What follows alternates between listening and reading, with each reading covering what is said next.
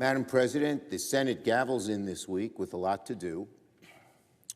Off the floor, we'll keep working on government funding, the NDAA, and try to move the ball forward on a farm bill and helping communities battered by disaster.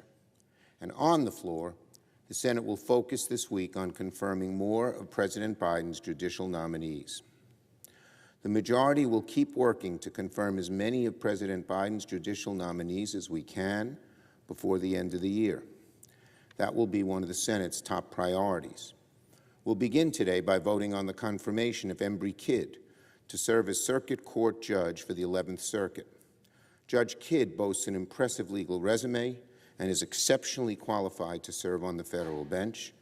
I'm confident he'll make a great addition to the 11th Circuit. If confirmed, Judge Kidd would be the 45th Circuit Judge and the 216th federal judge confirmed to a lifetime appointment under President Biden and this Senate Democratic majority.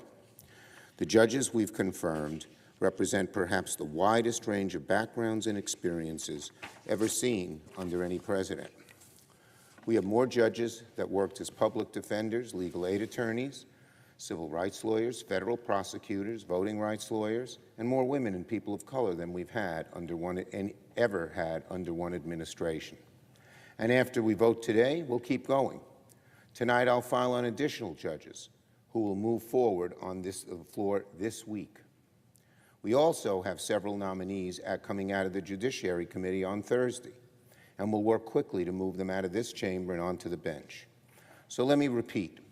The Senate is going to keep prioritizing judicial and administrative confirmations this week, this month, and for the rest of the year. Now on disaster aid. In addition to confirming more judges and administrative officials, the Senate also has much to do on the legislative side. We must keep the government open after December 20th.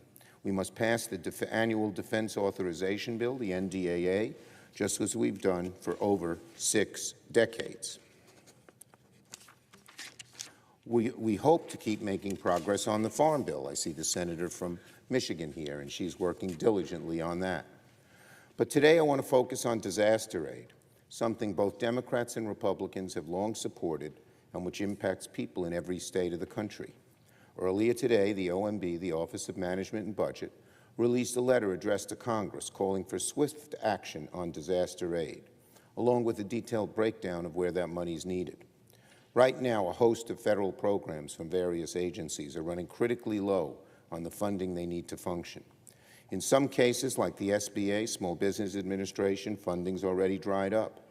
Without congressional action, the federal government may not be ready to respond to the next wave of disasters when they strike. Without congressional action, communities that are trying desperately to rebuild will be left in the lurch. Many of the programs in need of replenishing focus on the long-term elements of disaster recovery. When disaster strikes, obviously the first priority is getting people out of danger, providing for their needs. But then, homes need to be rebuilt, schools need to be reopened, farmers need to help recover their losses from ruined crops. Roads and bridges and railways need funding for repairs. Businesses need loans to get back on their feet. All of these priorities are running critically low on federal dollars. A month ago, Speaker Johnson said that getting disaster aid would be a priority upon his Congress's return this month.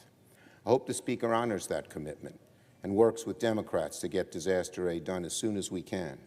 We should not kick the can down the road nor withhold vital resources the federal government needs to properly help recovering communities.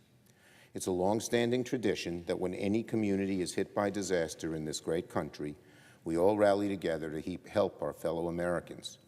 With just a few exceptions, this has almost been nonpartisan. That's how it should be on issues like this that impact communities of all kinds and in all places. We must work together to get disaster aid done as soon as possible so that we'll be ready the next time disaster strikes. I yield the floor and note the absence of a quorum.